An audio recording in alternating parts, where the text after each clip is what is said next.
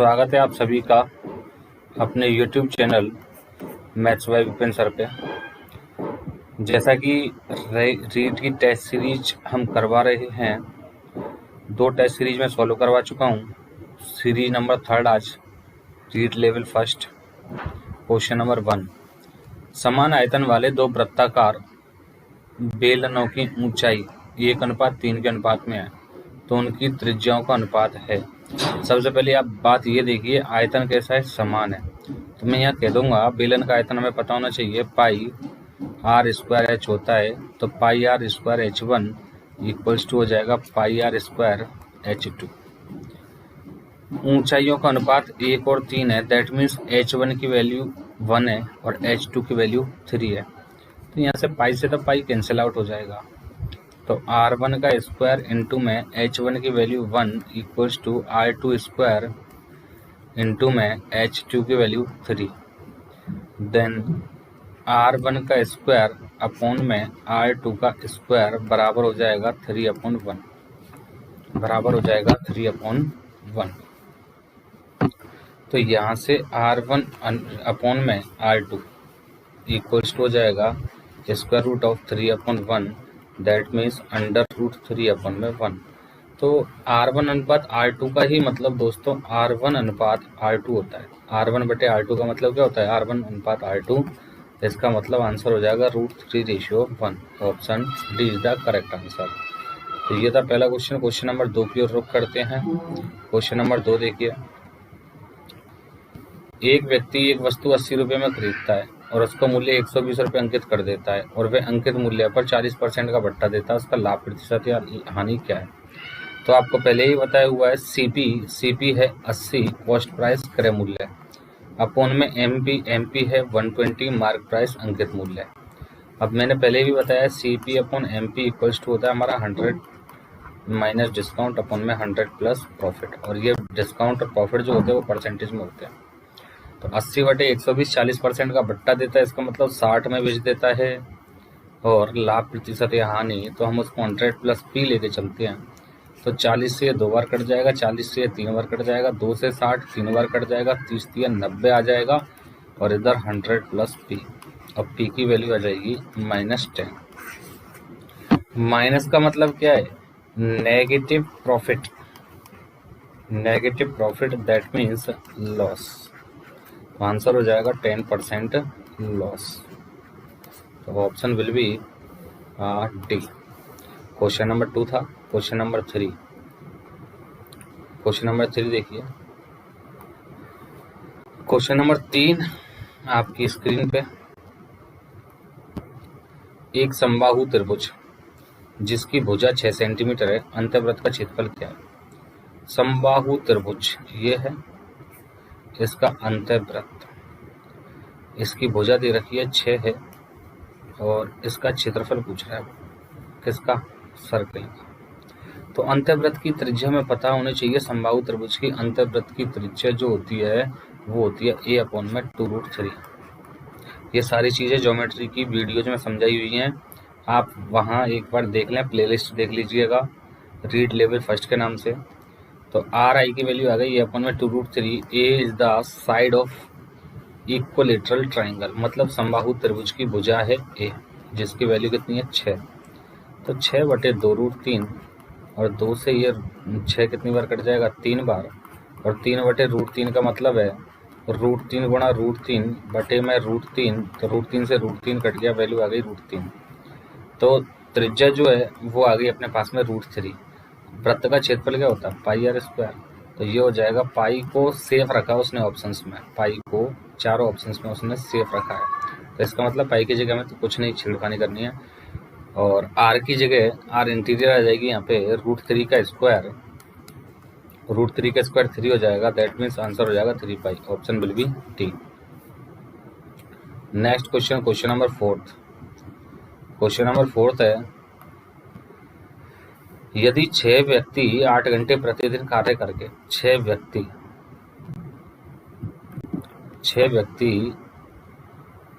8 घंटे प्रतिदिन कार्य करके 8400 रुपये कमाते हैं, तो ध्यान रखना M1 6 व्यक्ति, H1 8 घंटे प्रतिदिन कार्य करते और 8400 रुपये कमाते हैं, इसका मतलब जो रुपये मिलते हैं ना वो वर्क की एवज में मिलते हैं। किसकी एवज में मिलते हैं? वर्क, मतलब काम करोगे तो रुपये मिलेंगे, अदरवाइज नहीं मिलेंगे।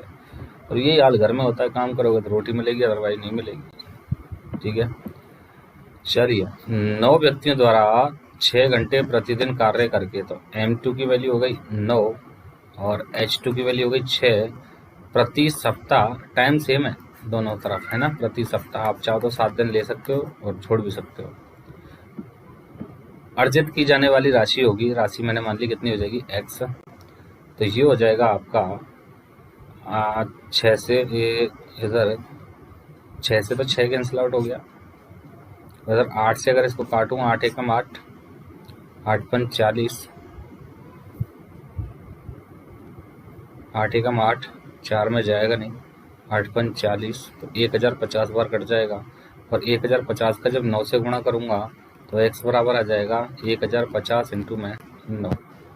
ठीक है, तो ये हो जाएगा 945 आ रहा है सीधा, ऑप्शन सी।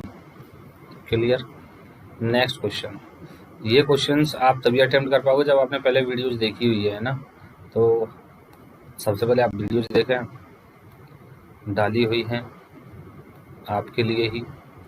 एक व्यक्ति के पास 100 केजी चीनी थी, 100 केजी थी, जिसका कुछ भाग उसने 7% लाभ पर तथा बाकी 17% लाभ पर बेचा। ऐसा करने से उसे 10% लाभ हुआ, तो 7% लाभ पर उसने कितनी चीनी बेची? तो सीधा सा एक तो एलिगेशन के थ्रू हो जाता है, 7% लाभ पर बेची और इधर 17% लाभ पर बेची और कुल लाभ 10% हुआ। तो एलिगेशन लगा देते हम सीधा, 10 में से 7 घटाऊंगा 3% बचेगा और 10 में से 17 घटाऊंगा 7% बचेगा। हमें पॉजिटिव लेना होता है ये, ठीक है, नेगेटिव नहीं लेना है। परसेंट से परसेंट कट जाएगा, 7:3। इस अनुपात में उसने चीनी बेच दी और कुल चीनी कितनी थी? 100 केजी। इसका मतलब 7 और 3 10, 10 की वैल्यू कितनी है? 100 केजी। देन 1 की वैल्यू कितनी है? 10 केजी। और आफ्टर दैट 7 की वैल्यू हो जाएगी 70 केजी और 3 की वैल्यू हो जाएगी 30 केजी। वो पूछ रहा है 7% लाभ पर, तो 7% लाभ पर कितनी चीनी आई है? 70 केजी। तो ऑप्शन हो जाएगा डी वाला। ठीक है, आप इसको बेसिक से भी कर सकते हो। 100 केजी चीनी थी, तो एक तरफ तो उसने x केजी चीनी बेची, तो देन दूसरी साइड 100 माइनस x केजी चीनी बेचेगा। इसको 7% लाभ पर बेचता है तो इसका 7%, और इसको 10% लाभ पर बेचता है तो इसका 10%, और दोनों को मिलाकर पूरे का 100 का 10% लाभ हुआ तो इसका 10%। ठीक है, इससे भी कर सकते हो। तो परसेंट से तो परसेंट कैंसिल आउट हो जाएगा कॉमन लेके, और इधर बचेगा x, 7x हो जाएगा ये, और इधर हो जाएगा 10 का मल्टीप्लाई करूँगा 1000 माइनस 10x इक्वल्स टू 1000। ठीक है, 1000 माइनस 10x इक्वल्स टू 1000। 7% पर तथा बाकी 17% है, ये 10 नहीं है, 70% है। ये 17% है तो ये 1700 होगा और इधर ये 17x होगा। ठीक है, तो 7x माइनस 17x माइनस के 10x बचेंगे और 1700 उधर जाके माइनस होंगे तो माइनस के 700 बचेंगे और x की वैल्यू आ जाएगी कितनी? 70। इससे भी कर सकते थे लेकिन इससे थोड़ा सा बड़ा पड़ता है। Next question, question number 6। वह सबसे छोटी संख्या जिसे 6709 में जोड़ने पर, वह सबसे छोटी संख्या जिसे 6709 में जोड़ने पर योगफल 9 से विभाजित होता है। तो 9 की भाज्यता का नियम अंकों की योग पर डिपेंड है। तो 6 7 13, 13 और 0 13, 13 और 9 22। 22 में ऐसी संख्या क्या जोड़ूं जो 9 से डिवाइड हो जाए? 5। तो ऑप्शन हो जाएगा ए वाला। नेक्स्ट क्वेश्चन,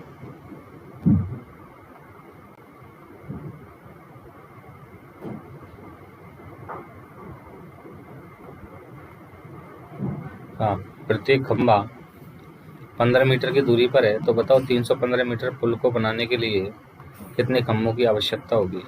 तो 315/15, 15 दूना 30, 15 एकम 15 प्लस 1 क्यों जोड़ा है ये मैं आपको बता देता हूँ। मुझे अगर 3 मीटर की दूरी पर खंभे लगाने हैं, मतलब यहाँ 1 मीटर हो जाता है, दूसरा मीटर यहाँ होता है और तीसरा मीटर यहाँ होता है। तो हमें पहले एक खंभा लगाना पड़ेगा, तभी डिफाइन होगा कि अगला 1 मीटर कितनी दूरी पर होगा। ठीक है, तो फिर अगला 1 मीटर और फिर अगला 1 मीटर, तो टोटल खंभे कितने हुए? 4। Clear. Next question, question number 8, बहुत इजी क्वेश्चन। 2/3 में से क्या घटाया जाए ताकि भिन्न 4/21 हो जाए? तो सीधी सी बात है, यहाँ पे 3 है, यहाँ पे 21 है, तो एलसीएम 21 आएगा। इसका मतलब यहाँ पे जो वैल्यू आएगी यहाँ, वो नीचे या तो 7 आएगी या 21 आएगी। या तो ऑप्शन ए होगा या ऑप्शन बी होगा। ऑप्शन सी और डी तो यहीं डेड हो जाते हैं। बाकी पूरा सॉल्व करते हैं हम। देखिए 2/3 में से मैंने x घटाया तो 4/21 आया, तो 2/3 माइनस 4/21 बराबर x। तो एलसीएम 21 हो जाएगा। 3 से 7 बार, 7 दूनी 14 और 21 एकम 21, ये 4 बराबर x। तो ये आंसर हो जाएगा हमारा 10/21। तो option B is the correct answer. Option A भी खत्म यहाँ से। ठीक है, नेक्स्ट क्वेश्चन। इजी क्वेश्चन लिए आज। क्वेश्चन नंबर, अच्छा ये रिपीट हो गया थोड़ा सा, ऑप्शन बी होगा इसमें। नेक्स्ट क्वेश्चन की ओर बढ़े। हाँ, ये रहा क्वेश्चन नंबर 9। किसी कक्षा में कुल विद्यार्थियों की संख्या का 3/5 लड़कियां हैं जबकि शेष लड़के हैं। अगर मैं कुल संख्या मानता हूँ 5 भाग, तो उनमें से 3 भाग लड़कियां हैं, तो लड़के कितने हैं? तो लड़के हो जाएंगे 2 भाग। कितने भाग? 2 भाग। यदि लड़कियों की संख्या का 2/9 ये लड़कियों की संख्या का है और लड़कों की संख्या का 1/4 अनुपस्थित हो, तो कुल विद्यार्थियों की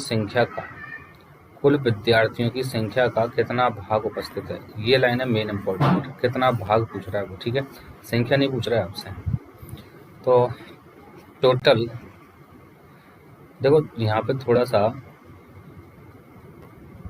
डिपेंड करता है आप कैलकुलेशन को कितना इजी बना सकते हो। ठीक है, पहले मैं बेसिकली करवाता हूँ, उसके बाद में डायरेक्ट कर देंगे। कुल विद्यार्थियों की संख्या का 3/5 लड़कियां हैं। इसका मतलब अगर टोटल 5 स्टूडेंट मानूं मैं, टोटल 5 स्टूडेंट मतलब 5x, इनमें से लड़कियां जो हैं वो 3 है, मतलब 3x है, और बॉयज जो हैं वो 2x हैं। यदि लड़कियों की संख्या का 2/9 तथा लड़कों की संख्या का 1/4 अनुपस्थित हो, अनुपस्थित को क्या बोलते हैं हम? एब्सेंट। लड़कियों की संख्या का 2/9, तो 3x का 2/9 एब्सेंट है, और लड़कों की संख्या का 1/4 एब्सेंट है, तो लड़कों की संख्या 2x का 1/4 एब्सेंट है। तो कुल विद्यार्थियों की संख्या का कितना भाग उपस्थित है? किसका पूछ रहा है वो? प्रेजेंट। तो यहाँ डायरेक्टली प्रेजेंट वाला निकालते हैं हम। Present girls and boys. 3x का 2/9 एब्सेंट, दैट मीन्स 3x का 7/9 प्रेजेंट है। मतलब 9 में से 2 भाग एब्सेंट है, तो 9 में से 2 भाग हटा दूंगा तो बाकी का प्रेजेंट है 7/9। और इधर 2x का 4 में से 1 एब्सेंट है, तो 3/4 प्रेजेंट है। अब ये भाग और ये भाग, इन दोनों को जोड़कर ये पूरी संख्या कितनी है? 5x का कौन सा भाग है? ये क्वेश्चन है मेन। तो इधर में 7×21 x/9 प्लस 2×6 x/4/15, इसको ऐड कर दीजिए और सॉल्व कर दीजिए। तो 9 और 4 का जो एलसीएम आएगा ना, वो 36 आएगा। ठीक है, 9 और 4 का जो एलसीएम आएगा वो कितना आएगा? 36। तो ऑप्शन सी होना चाहिए मेरे हिसाब से। बाकी सॉल्व करते हैं। देखिए इधर 9 और 4 का एलसीएम आ गया ऊपर 36, 9 से भाग दिया 9 चौक 36, 21 चौका 84x, प्लस 4 से भाग दिया 9 बार, 9 छक्की 54x, अपॉन में 15 अपॉन में 1। तो यहाँ से आगे थोड़ा सा मैं इधर कर देता हूँ। तो 84 और 54, 4 और 4 8, 8 5 13, 138x अपॉन में 36 इंटू में 15। अब इनको काट सकता हूँ मैं 3 से, 3 पंजे 15 और 3 चौक 12, 1 बचा 3 6 18। 2 से काट सकता हूँ 23 और 2 से काट सकता हूँ 18। ठीक है, 2 से ऑप्शन 18 पंजे 90, इसमें कोई सा भी नहीं बना, मिस्टेक हो गई। देखिए दोबारा देखिए, एक सेकंड जरा। इधर ये 3 7 21 x/9 और इधर 2 3 6 x/4 है ये। ठीक है। 9 और 4 का एलसीएम 36, 9 से भाग दिया, 9 चौक 36, 21 चौका 84, ठीक है। 4 नाम 36, 9 छक्के 54, ठीक है। 4 और 4 ये काटने में गड़बड़ हुआ कहीं,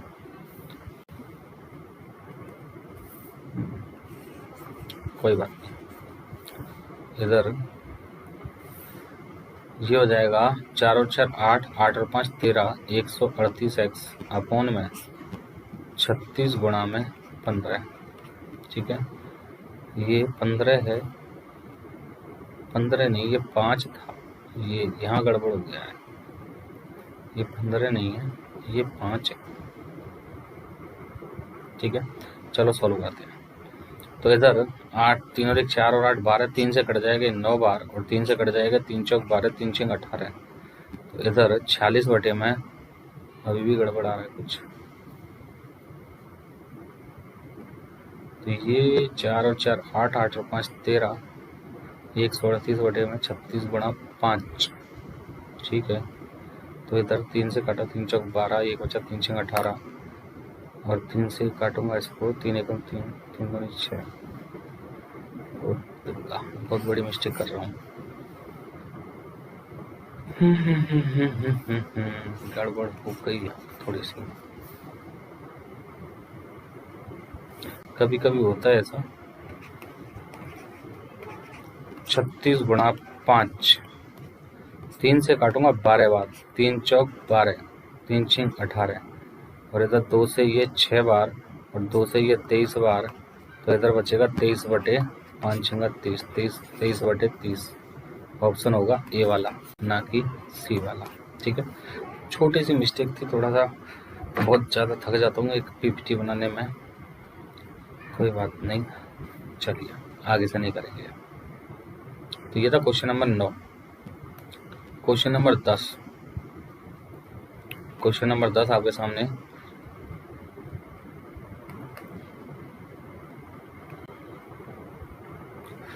टिनका डिब्बा, देसी डिब्बा, डिब्बा तेल से 3/5 भाग भरा है।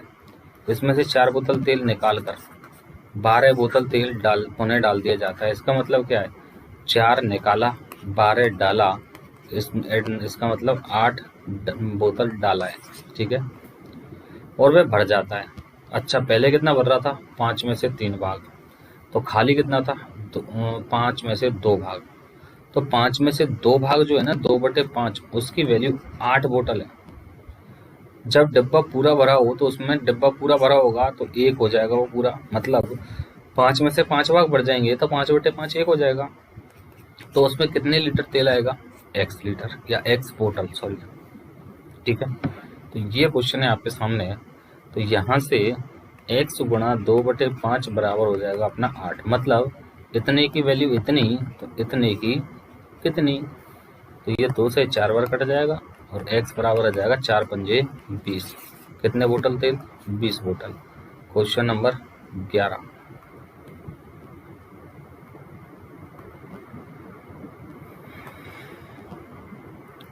चलिए क्वेश्चन नंबर 11 बहुत ईजी है। वह छोटी से छोटी संख्या जो 12, 15 और 20 से पूर्णतः विभाजित हो तथा पूर्ण वर्ग भी हो। तो 12, 15 और 20 का सबसे पहले लेंगे हम एलसीएम, जो इनसे पूर्णतः विभाजित होगी, और एलसीएम आ जाएगा अपने पास में 60। कितना आ जाएगा, 60। अब इसको परफेक्ट स्क्वायर बनाना है, दैट मीन्स पूर्ण वर्ग बनाना है। क्या बनाना है, पूर्ण वर्ग। तो पूर्ण वर्ग बनाओगे तो 60 के गुणनखंड करो पहले 2 से 30 बार और फिर 2 से 15 बार, तो 15 से ये 3 से 5 बार, 5 से 1 बार। पूर्ण वर्ग के लिए जोड़े बनते हैं, 2 का बन रहा है 3 का नहीं बन रहा है, तो हम बना देंगे, जोड़ा बनाना सीखो, ठीक है। अगर क्वेश्चन सही हो गया, पेपर में भी आ गया, आपका भी जोड़ा एकदम सही बनेगा, परफेक्ट बनेगा, ठीक है। तो यहाँ पे 3 गुणा 5, 3 पंजे 15 का गुणा किया है, मतलब मेनली, और कितने में किया है, इसमें। ये कितना था, 60, ठीक है। तो 15 छिक्की 90, तो पूर्ण वर्ग जो आंसर हुआ वो कौन सा हो जाएगा, 900। मतलब इनसे पूर्णतया विभाजित होनी चाहिए, क्वेश्चन कह रहा था पूर्णतया विभाजित होनी चाहिए, तो जो कम्प्लीटली डिवाइड होगी, पूर्णतया विभाजित जो होगी, कम्प्लीटली डिवाइड, पूर्णतः विभाजित, तो पूर्णतया विभाजित जो होगी वो कौन सी होगी, वो होगी भैया एलसीएम, क्योंकि एलसीएम जो है वो अपनी संख्याओं से पूर्णतः विभाजित होता है। ठीक है, अब उसको पूर्ण वर्ग भी बनाना है, तो जब पूर्ण वर्ग बनाना है तो उसमें जो पेयर्स हैं, फैक्टर्स, पेयर ऑफ फैक्टर्स, वो इवन होने चाहिए, मतलब सम होने चाहिए। 2 का पहले से ही बन रहा था, 3 का नहीं बन रहा था तो 3 का मल्टीप्लाई किया, और 5 का नहीं बन रहा था तो 5 का मल्टीप्लाई किया। इसका मतलब टोटल 15 का मल्टीप्लाई किया कितने में, पहली वाली संख्या में, 60 में। तो उत्तर हो गया हमारा कितना, 900। नेक्स्ट क्वेश्चन की ओर, क्वेश्चन नंबर 11, 12। हाँ, अच्छा क्वेश्चन है। 44 वस्तुएं बेचकर किसी दुकानदार को 11 वस्तुओं के विक्रय मूल्य के बराबर लाभ होता है। तो ध्यान रखना, यहाँ ऐसे क्वेश्चन में हमें एक वस्तु का विक्रय मूल्य, एक वस्तु का क्रय मूल्य मानना होता है। वो डिपेंड करता है यहाँ पे, यहाँ दिया हुआ विक्रय मूल्य है, तो एक का विक्रय मूल्य 1 रुपया। अब आ जाओ क्वेश्चन पे, 44 वस्तुएं बेचकर, तो 44 का विक्रय मूल्य 44 रुपये, 11 वस्तुओं के विक्रय मूल्य के बराबर लाभ हुआ, ये लाभ है। 11 का विक्रय मूल्य 11 रुपये। एक्चुअल में ये according to the question profit है, और ये एसपी है, विक्रय मूल्य है। तो कोई वस्तु अगर 44 में बेची है तो 11 का लाभ हुआ है, तो कॉस्ट प्राइस खरीदी कितने में, 33 में। तो इसका मतलब प्रॉफिट परसेंट हो जाएगा, प्रॉफिट अपॉन में CP 33 इंटू में 100%, that means 33 of 1/3% profit, percent. Option will be D is the right answer. Next question, question number 13 आपके सामने आ चुका है। साधारण ब्याज की किस दर से 750 रुपये का 5 वर्ष का मिश्रण 900 हो जाएगा। 750 से 900 कितना बढ़ा, 150 रुपये। कितने वर्ष में, 5 वर्ष में। तो 1 वर्ष में कितना बढ़ा, 30 रुपये। क्लियर। अब जो 1 वर्ष का ब्याज होता है वही दर प्रतिशत कहलाती है। 1 वर्ष का ब्याज 30 रुपये, मूलधन 750 रुपये इंटू में 100%। 30 से ये 25 बार, 25 चौका 100, 4%। Option A is the correct answer. Next question, question number 14। Question number 14 क्या कह रहा है, देखिए। एक मकान तथा एक दुकान में से प्रत्येक को 1 लाख रुपए में बेचा गया। प्रत्येक को 1 लाख रुपए में बेचा गया। ठीक है।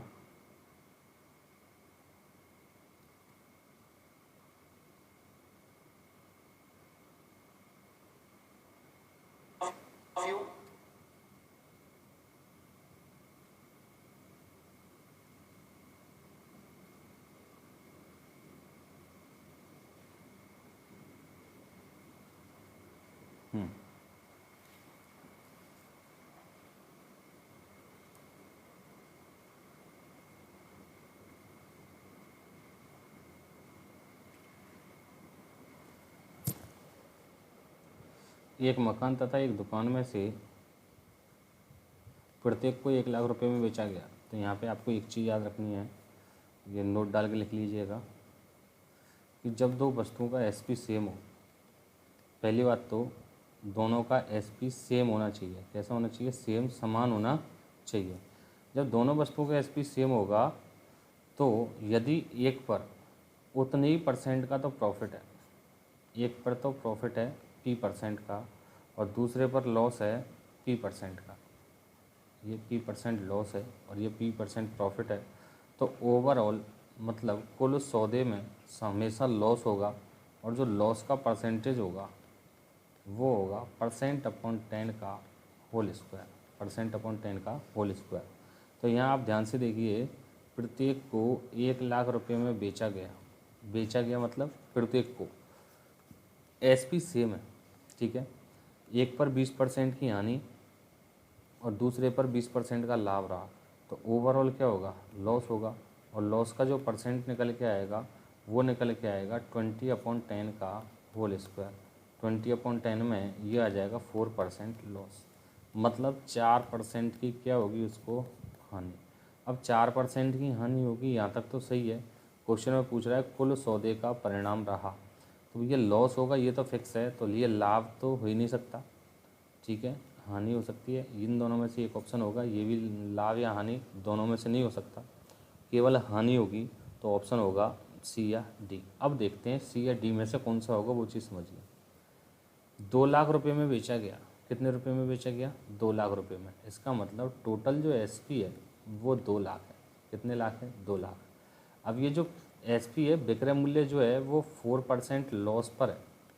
इसका मतलब मैं कह सकता हूँ सीपी का 96% जो है वो 2 लाख है। मतलब 96% की वैल्यू 2 लाख है, और वो पूछ रहा है लॉस, तो लॉस की वैल्यू कितनी होगी, x लाख।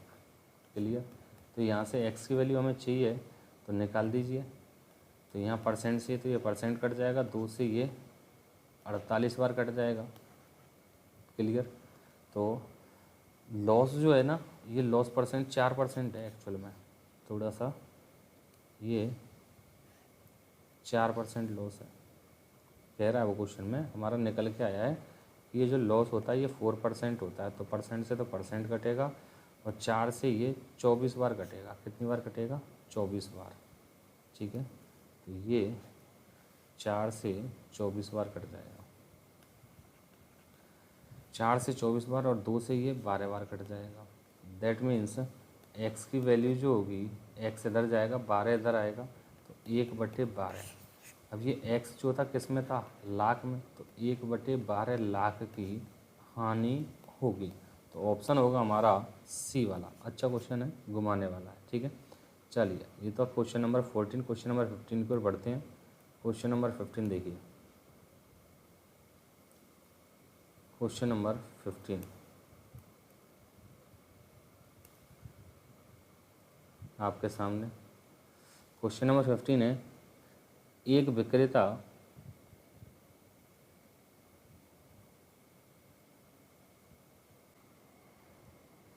देखिए क्वेश्चन नंबर 15, एक विक्रेता एक साइकिल को 10% लाभ पर बेचा। इसका मतलब यदि उसने 100 में खरीदी तो 110 में उसने बेच दी।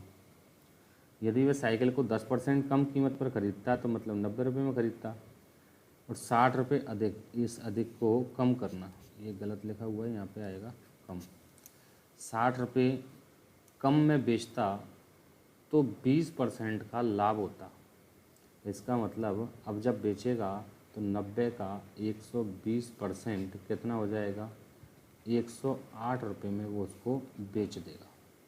ठीक है, अब पहले कितने में बेच रहा था, 110 में, अब कितने में बेच रहा है, 108 में। कितना कम हुआ, 2 यूनिट।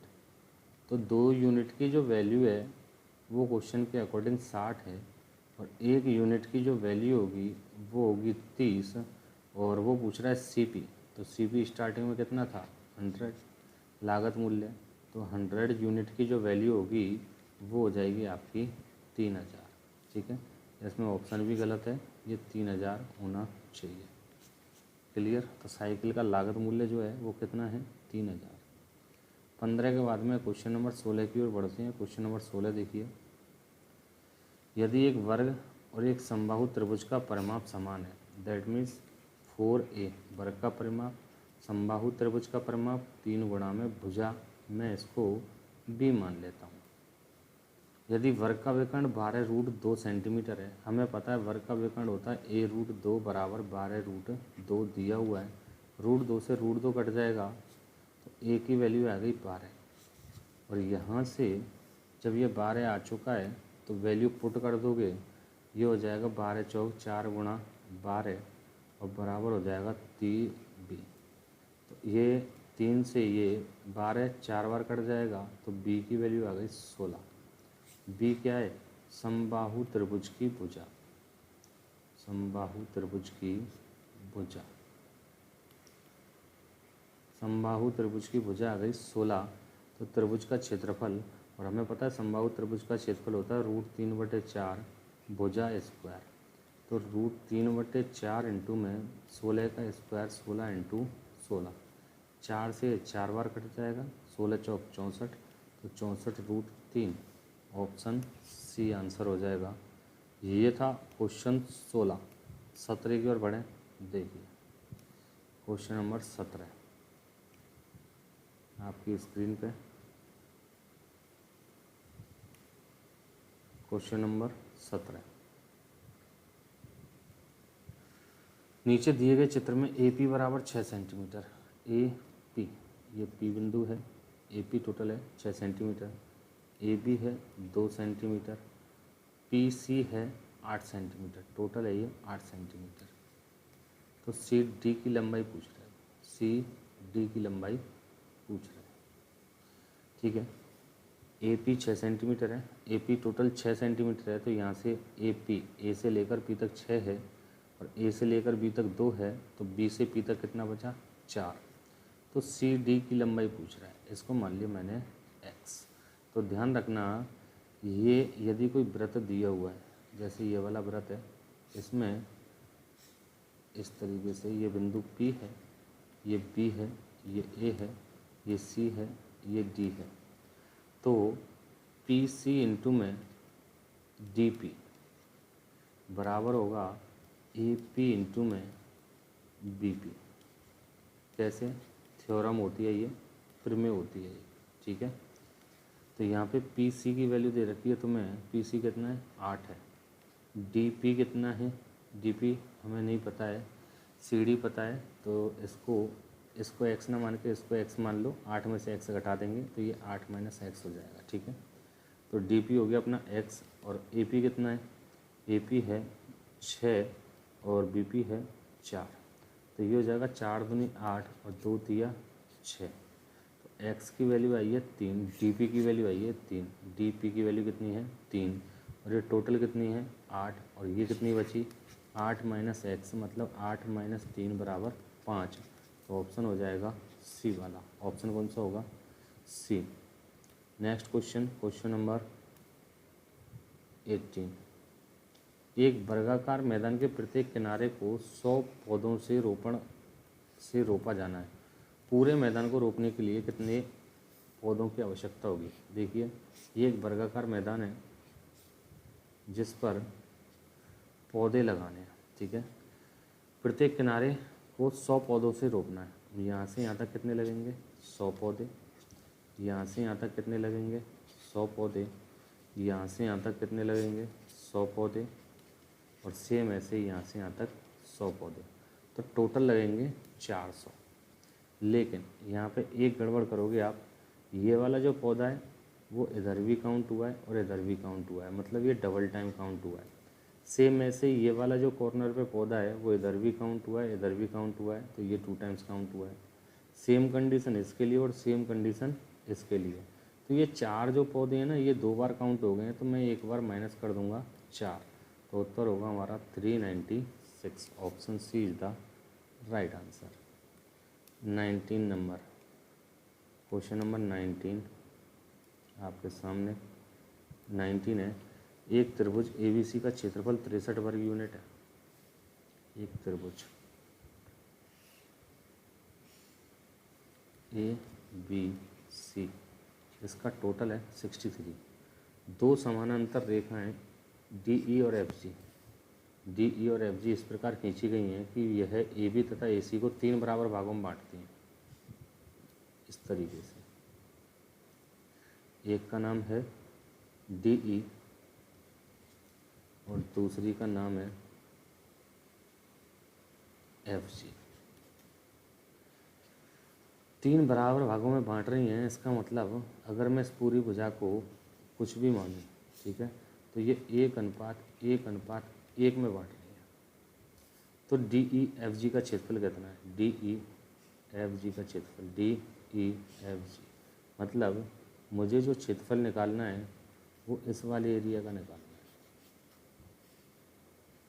DEFG, जो ये चतुर्भुज बन के आएगा DEFG, ठीक है। अब उसने स्पेशली बोला है कि ये संबंध 3 भागों में बांटती हैं, ये वाला भाग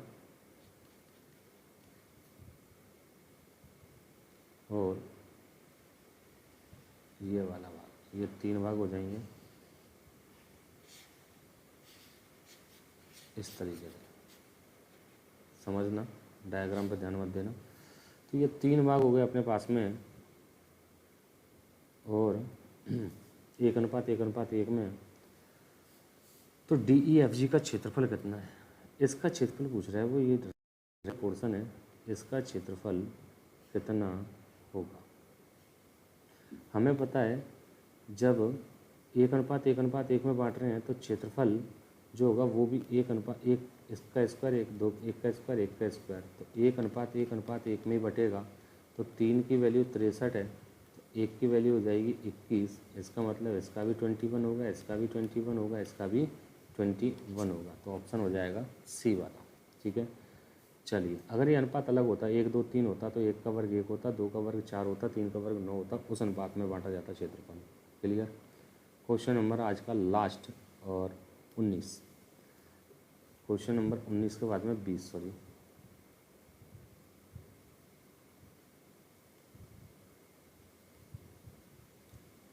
और ये क्वेश्चन है आपका समुच्चय का मानक विचलन क्या होगा। तो मानक विचलन निकालने के लिए हम क्या करते हैं, पहले सबसे पहले इसको आरोही अवरोही क्रम में जमाइए। तो मैं आरोही क्रम में जमा देता हूँ, बढ़ते हुए में 9, फिर 9, फिर 10 है, 1, 2, 3, 4, 5, 1, 2, 3, 4, 5, और फिर इसके बाद में 11 2 बार, 11 और 11। क्लियर। तो यहाँ से आपको करना क्या है, मानक विचलन। तो पहले तो इसका एवरेज के अकॉर्डिंग निकालिए।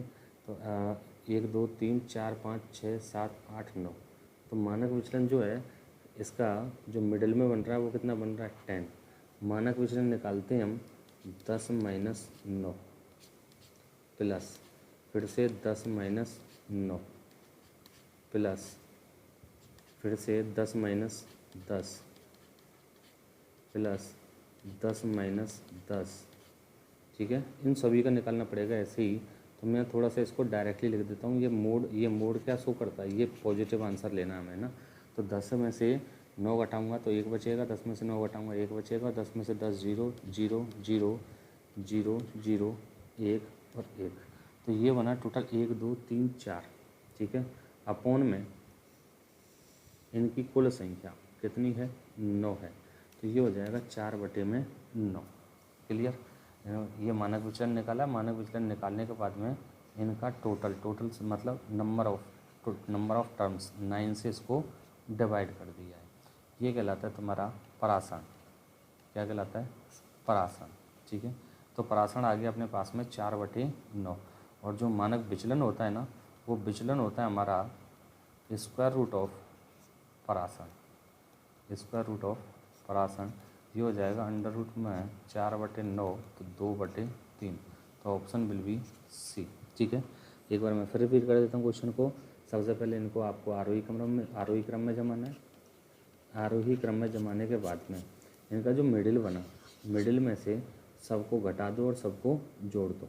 मतलब 10 में से 9 घटाया 1 बचेगा, 10 में से 9 घटाया फिर 1 बचेगा, फिर 10 में से 10 घटाऊँगा 0। ये वाली वैल्यू घटाने के बाद में आई है और ये हमेशा हमें पॉजिटिव लेनी है, इसलिए हम इसमें मोड का यूज करते हैं। ये मोड क्या शो करता है कि ये वैल्यू पॉजिटिव लेनी है। ठीक है, तो इनको जब जोड़ा है तो 1 और 1 2 और 2 और 1 3, 3 और 1 4, 4/9। ये काई की वैल्यू आई है, परासरण की। और विचलन और परासरण में संबंध होता है कि विचलन बराबर होता है अंडर रूट परासरण। तो ये हो जाएगा 4/9 का वर्गमूल 2/3। तो ऑप्शन सी जो है वो इसका राइट आंसर होगा। ठीक है, तो ये जो अभी नया टॉपिक जुड़ा है केंद्रीय प्रवृत्ति से स्टैटिक्स वाला, तो सांख्यिकी का, इसके लिए अलग से एक वीडियो भी बनाऊंगा, वहाँ पे इन सारी चीज़ों को क्लियर किया जाएगा। ठीक है, तो आज के लिए इतना ही। तो नेक्स्ट टेस्ट में मिलते हैं, तब तक के लिए टाटा बाय बाय, जय श्री कृष्णा, गुड नाइट। और स्पेशली सब्सक्राइब करना नहीं भूलना। ठीक है, सब्सक्राइब। ओके।